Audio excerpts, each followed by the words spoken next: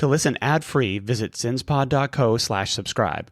Starting at $2.99 a month, you'll also get access to our exclusive bonus content episodes when you join through Patreon or Apple subscriptions.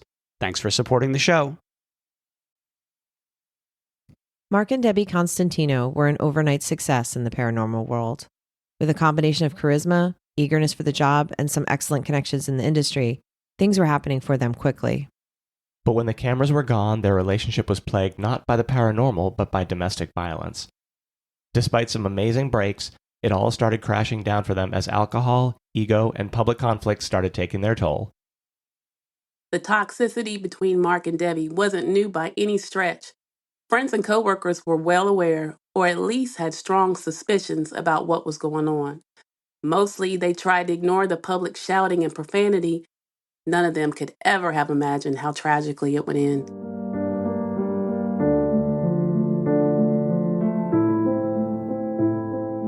Hi, and welcome to Sins and Survivors, a Las Vegas true crime podcast where we focus on cases that deal with domestic violence, as well as missing persons and unsolved cases.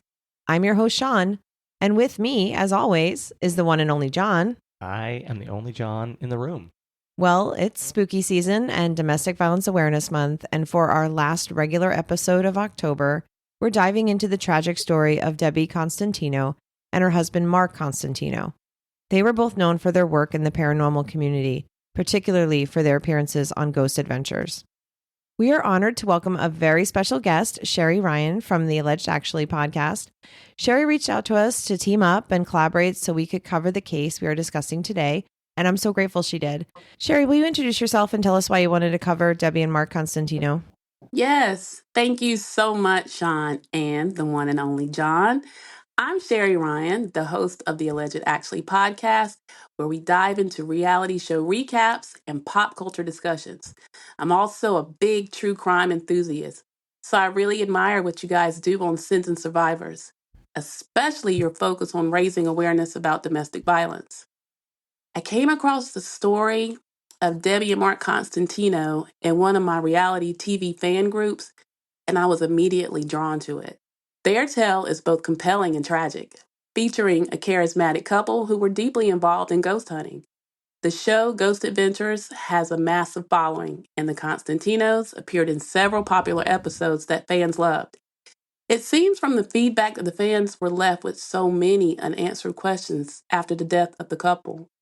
I thought it would be amazing to collaborate with you both, as the worlds of reality TV and true crime oftentimes do collide. So here we are. We are so glad you're with us. So Sean has been discussing doing a collaboration like this for a while now. Her thought was that we could find a podcast with an entirely different focus than ours, and then find some topic where there was some overlap, so this was perfect. This tragic case is an example of a very toxic relationship that ended in tragedy, and has many of the elements that we cover, but it also touches on an aspect of the reality TV world, ghost hunting. At least in my mind, ghost hunting is at least reality TV adjacent. There are a ton of these types of shows, but Zach Bagans' Ghost Adventures is one of the originals, having run for 16 seasons so far, starting in 2004, when we lived in essentially a different world. Also, this is a two-part episode because Sherry set up an interview with Janice Oberding, who literally wrote the book about the Constantinos. The book is called Demon Song.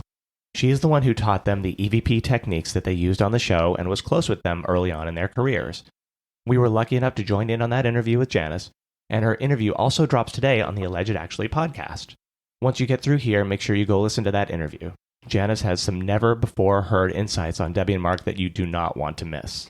It was fascinating talking to Janice. Thank you so much for asking us to collaborate on this episode. We'll have more about the interview later in this episode, but for now, I'll get us started by talking about Debby. She was born on October 17, 1962 in New Jersey. According to Janice, she grew up across the street from a graveyard, which spurred her interest in ghosts and the supernatural, even going so far as to claim that she grew up in a haunted house. Debby has said that when she was 14 years old, she told her mom she wanted to visit the site of the Amityville Horror on Long Island, about an hour away from where she lived in New Jersey. 6 members of a family were found dead there in 1974, and the event spawned quite a few movies and grew to legendary status in the paranormal world, with the assumption being that the house was haunted. Mark and Debby were married in 1989 and have 2 adult daughters, Raquel and Alyssa. One thing to note, Debby gave birth to twin girls in 1991. One of the girls, Sienna, died at just 6 months old. There's a lot of speculation online about what caused Mark and Debby to get interested in the paranormal industry, but it seems true that it was at least partly due to the loss of Sienna. They seem to want to learn more about the possibility of life after death and whether or not you can communicate with loved ones who have passed on. I'm not sure which of their daughters, Raquel or Alyssa, is the surviving twin. They also both had the desire to become wealthy and famous, and with the rise of the popularity of the paranormal, they definitely saw an opportunity. Mark was also from New Jersey and was born on January 30th, 1962. Debby believed she possessed some special gifts that allowed her to sense and communicate with spirits, but Mark was equally invested in learning about paranormal investigation techniques. Mark and Debby moved to northern Nevada near Reno in 2000, and in 2004, he took a class on ghost hunting and spirituality at Truckee Meadows Community College, taught by Janice Oberding. Mark and one of his daughters attended that class without Debby. They asked to record the class for her, explaining that she was interested but just couldn't make it, and they wanted to share everything they learned with her. Janice said that stood out to her, so when the two later attended a retreat she hosted in Virginia City, Nevada, Janice remembered them. When talking about Mark and Debby, she definitely saw a difference. She said that Debby was more knowledgeable about paranormal investigating techniques, but that Mark was enthusiastic about learning. And as we have said, and I will repeat, Mark was also very interested in fame and fortune, so it's not clear if he was interested in the industry to the level that Debby was. She also said that as she got to know the couple, she thought that Debby really had a personality that people would be interested in watching, and that as a couple, she thought they would do well. Their back and forth bickering was entertaining, like a married couple on a sitcom. They used simple terms that seemed approachable and were very likable. She said that Debby could be extremely charming when she chose to turn it on, and she also noted that when Debby met important people in the industry, she always turned on that charm, and that really helped them succeed. Mark and Debby worked to become experts in EVP, electronic voice phenomenon.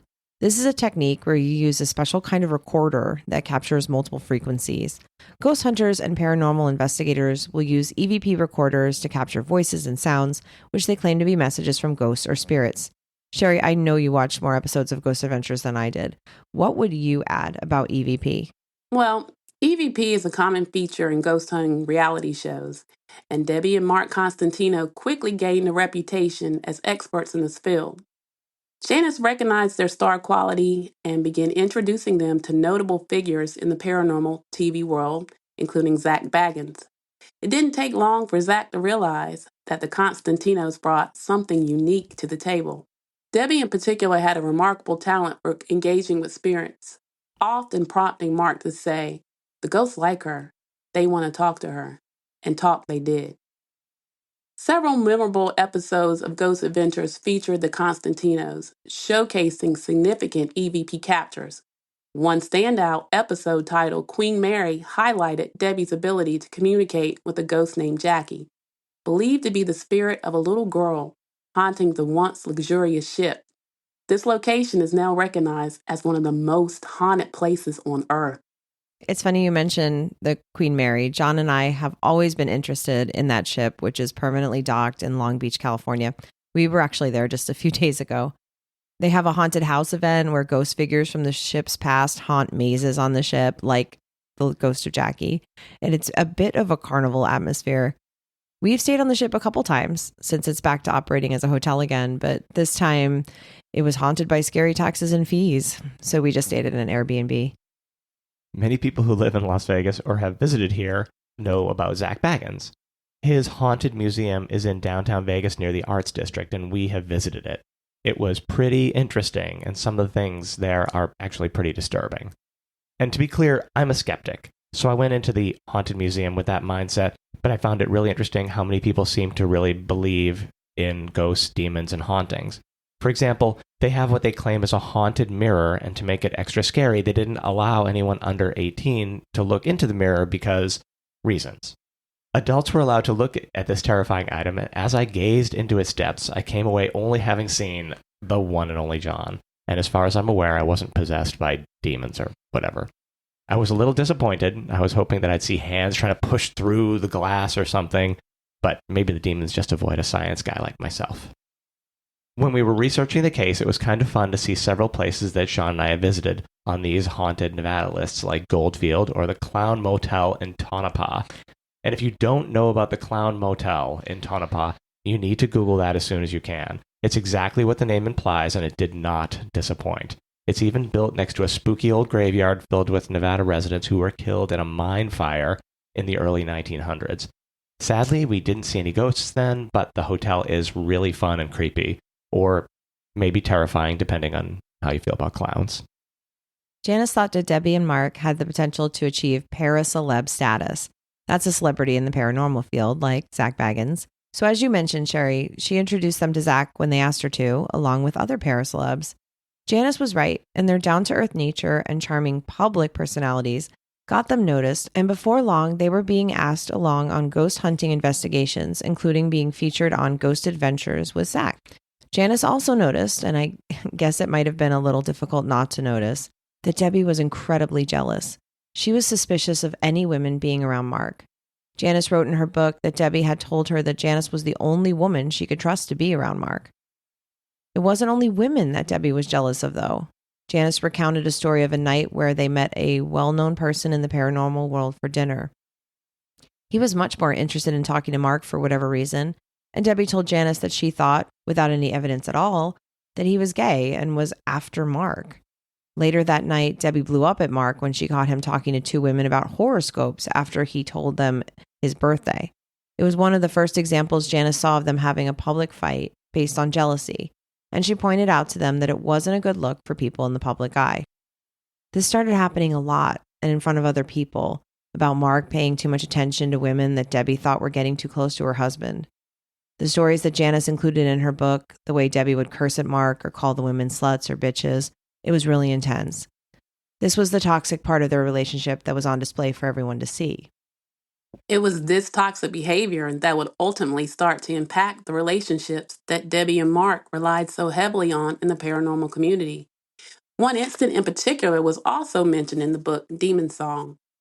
With the grumbling about their fighting and rumors of domestic violence becoming more widely known, they found themselves cut out of participating in events that they once were sought after for.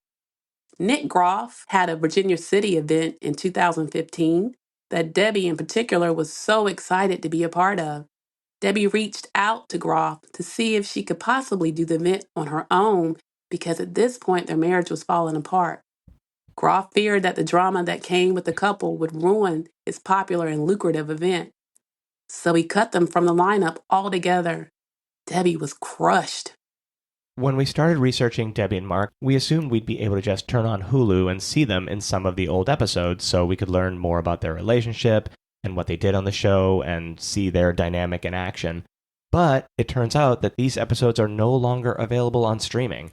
I looked it up, and I guess Zach and the producers decided that it would be best to just remove these episodes in their entirety. We did try to find some clips on YouTube, and we did see some, but it's surprising that you can't find any of their episodes on streaming anymore. Sherry, what did you think about that? Yeah, I was honestly surprised by that. I know that after the tragedy, Zach naturally had a really hard time. Though he was friends with both of them, when the marriage began to fall apart, he sided with Debby. In light of the tragic way the couple died, Zach and producers made the call to remove the episodes. It's not uncommon, though. VH1 had a popular reality show called I Love Money. The season 3 winner, Ryan Jenkins, murdered his wife, model Jasmine Fiore, in August 2009. It was a very gruesome and tragic end for her at just 28 years old. When he was officially charged with the murder, days later, he was found deceased of an apparent suicide. VH1 not only chose to not air season 3, but ultimately canceled the show after that. So yeah, it definitely happens. I remember that case. It was horrible. So the Constantinos were in the paranormal reality TV world and getting more and more popular.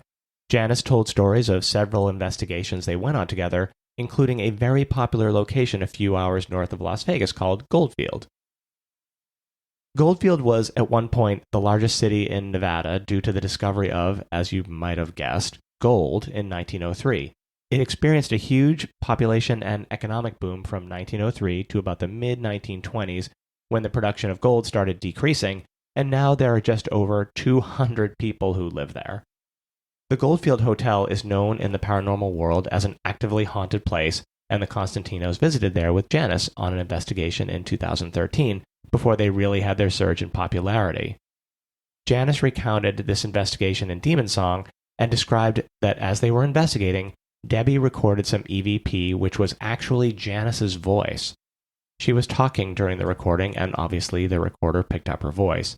But Mark and Debby somehow convinced themselves that the voices they heard were spirits, not Janice. Janice told them it was a corrupted EVP and they should just get rid of it and definitely not use it. But instead, they essentially used that recording to propel themselves to para-celeb stardom. Their friendship just wasn't the same after that, and shortly after, they were no longer friends or even speaking. We mentioned earlier about the intense jealousy and constant fighting that the people around the Constantinos had noticed. There were also many criminal acts of domestic violence that occurred over the years. The police had been to the Constantino home many times, and both Mark and Debby had been arrested. Janice included in her book that the couple had, at different times, received temporary protection orders against each other.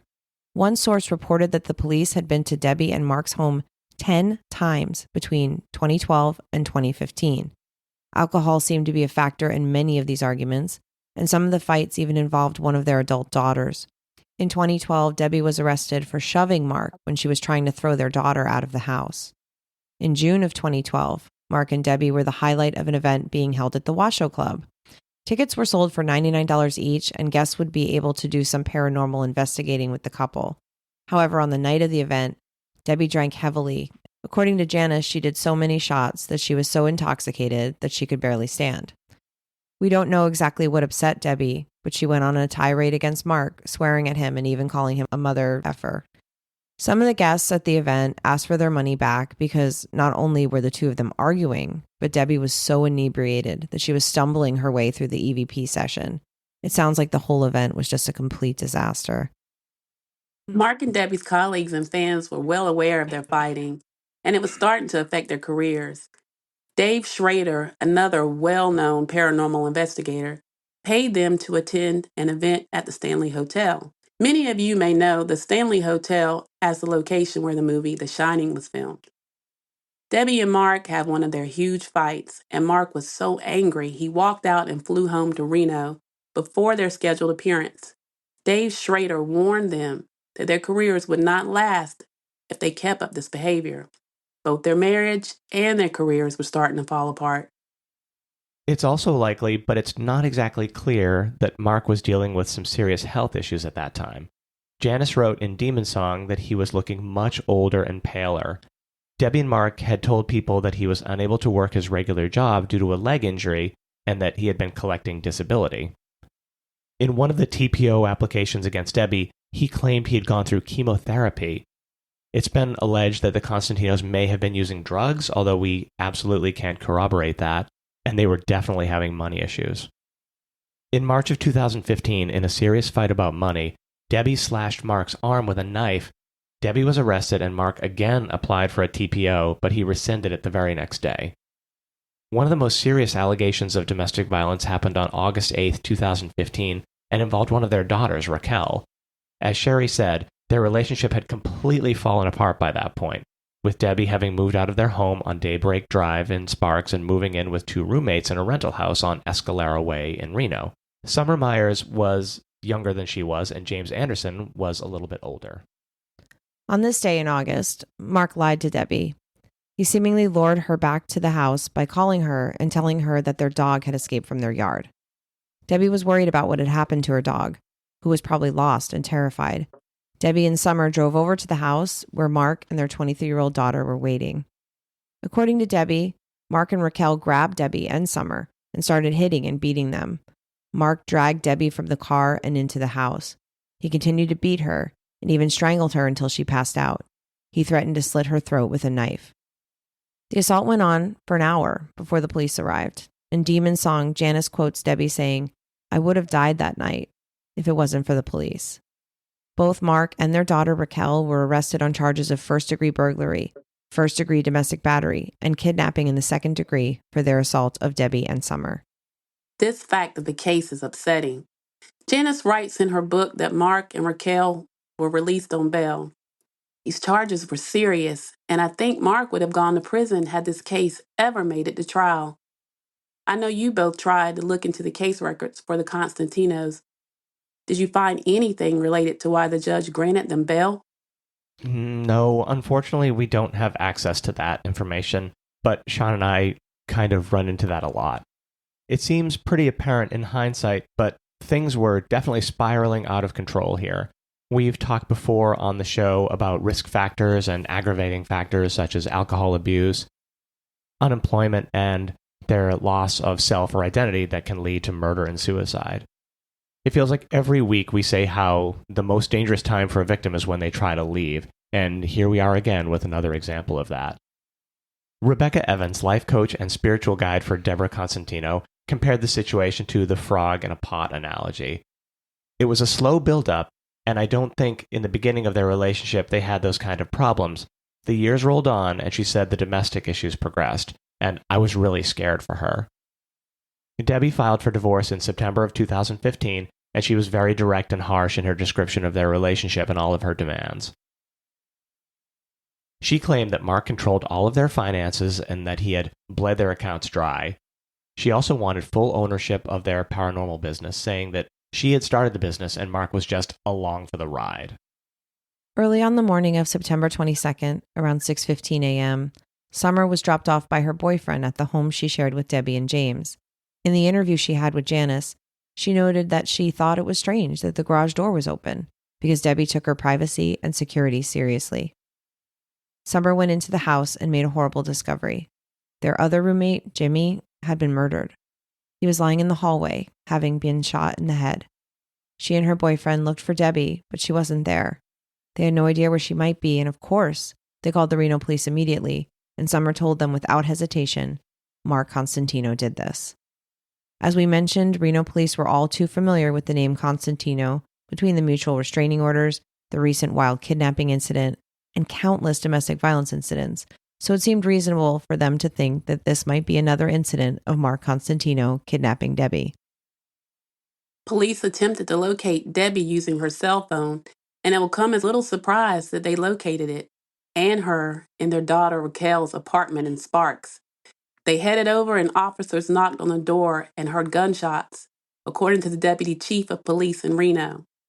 It was Mark, and he shouted at them through the door an ominous, "Give me 15 minutes to gather my thoughts or I'll kill her." Police called in the SWAT and spent the next 2 hours negotiating with Mark to release Debby. At 1:15, they stopped hearing from him, and then shortly after, heard a single gunshot. They breached the door with explosives and found Mark and Debby dead. Mark had shot her twice in the head and then shot himself.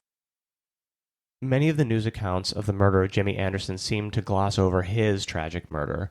Summer's boyfriend spoke to KTVN Channel 2 in Reno and wanted people to remember Jimmy for the kind person he was. He offered Debby a place to stay when she had no other options, even knowing about the couple's violent history of domestic violence. He was a generous person who was always thinking of others. He was in the wrong place at the wrong time, and he paid for his kindness with his life. This stood out to me.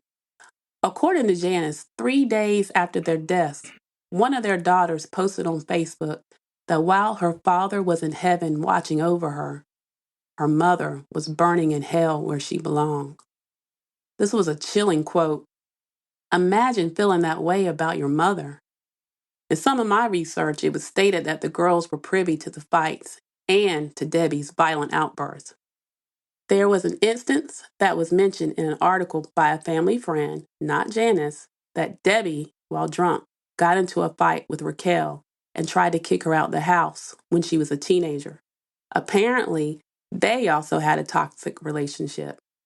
It was also mentioned that Debby didn't have much of a relationship with her own mother. Sometimes those cycles repeat. We also want to take a moment to note that in 2016, their daughter Raquel pled guilty to the charge of battery against Summer, a misdemeanor. The remaining charges, including the felony burglary, were dropped. She received a suspended sentence of 175 days and was directed to undergo anger management and treatment for alcohol abuse. Summer had received a black eye during the assault, and according to court records, she needed to undergo therapy both because of the attack, but also because of Debbie's murder. However, the court did not order Raquel to pay any restitution to Summer. During the sentencing, Raquel's defense attorney said, Ms. Constantino has had since that time perhaps the most horrific situation that could happen to someone. The final thing we want to talk about is how the paranormal community dealt with Debbie's murder. Janice shared with us in the interview that after their deaths, people divided themselves into two camps, the side that saw Debbie as a victim of domestic violence, with Mark as the abusive aggressor, and the other side that saw Debbie as being equally aggressive and Mark being pushed to the edge, and even some thinking he was possessed by demons and not acting under his own free will.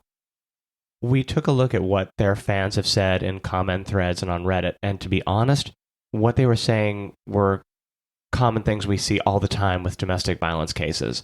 There's some victim blaming and a ton of denial and disbelief. These events are so startling and horrifying that we struggle to accept that an average human would commit them. There were 16 murder-suicides in Nevada in 2023, and it's never literal demonic possession. It's probably closer to what Janice said, that we all have our figurative demons to battle. And Sherry, I'm interested in getting your opinion on this. In 2020, Zach Baggins went back to the Washoe Club and tried to make contact with Mark and Debby. The event was documented on an episode of Ghost Adventures called The Screaming Room, 5 years after Debby was killed. During this episode, the crew specifically called out to Debby and Mark, and Zach shared that it wasn't fair that Debby was taken, and that he's still really angry at Mark, which is understandable. What can you tell us about this episode, and do you think this is something expected in the world of reality TV? Yeah, there are mixed thoughts on that episode. Most fans were looking for it and expected Zach and crew to try to contact them, or many of them solely wanted him to contact Debby, since most fans see Mark as a monster. Some think that Zach was using it for ratings, but let's be clear. This is what they do. They try to contact ghosts, and it wasn't surprising to me that they would dedicate an episode to trying to contact the couple. Zach really had a hard time with this episode, though. You have to tune into the interview to hear Janice's account of how Zach was feeling. I don't want to give it away, but she talks about their conversation about that. Listen, reality TV can be exploitive at times. Paranormal reality TV in particular goes for the shock factor. It speaks to those that share that interest in all things paranormal, and it reaches those that have always been curious about ghosts, hauntings, and the idea of being able to speak to those that have crossed over. The thing is, a lot of time, reality TV isn't real. I mean, it is, but it's heavily produced. Scenes are set up, folks are coached to do this or say that, but in this instance, it was very real. The Constantinos were real people that had real issues, and despite how great they were for TV, it did not absolve them from the ugliness of domestic violence, nor did it prevent the tragic way that their lives ended. I love the way you said that, Sherry. Thank you. That was awesome. Tara Boren Lorenzen wrote the foreword for Janice's book, Demon Song, and I really connected with this quote from her.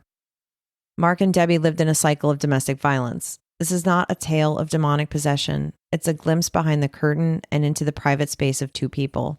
It's a story about relationships that break and how silent and vicious domestic violence can be. Sometimes the demons that haunt us are of our own making. Sherry, thank you again so much for collaborating with us on this. As a reminder, head over to the Alleged Actually podcast to hear the full interview with Janice Oberding. Janice not only shared information about Debby and Mark, but also included some stories about her adventures in paranormal investigating, so fans of both true crime and paranormal should definitely check it out. Sherry, can you remind everybody where they can find your podcast and where they can find you on all the socials? Absolutely. You can find the Alleged Actually podcast on YouTube for all things reality TV, pop culture, and some amazing interviews. Also, follow us on TikTok, Facebook, Instagram, and X, formerly Twitter. It's been such a pleasure working with you both. Thank you so much for the amazing collab opportunity. Thank you again, Cherry, and thank you all for listening.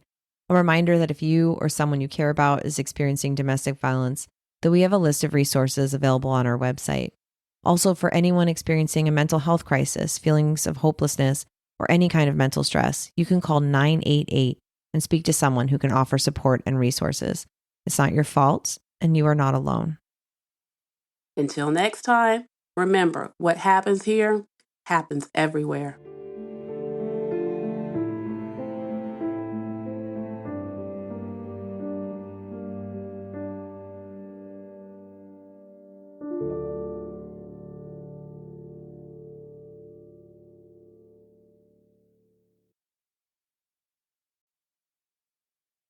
Thanks for listening. Visit sinspod.co/subscribe for exclusive bonus content and to listen ad-free. Remember to like and follow us on Instagram, Facebook, TikTok, and Threads at Sins and Survivors. If you're enjoying the podcast, please leave us a review on your podcast platform of choice. You can contact us at questions@sinsandsurvivors.com.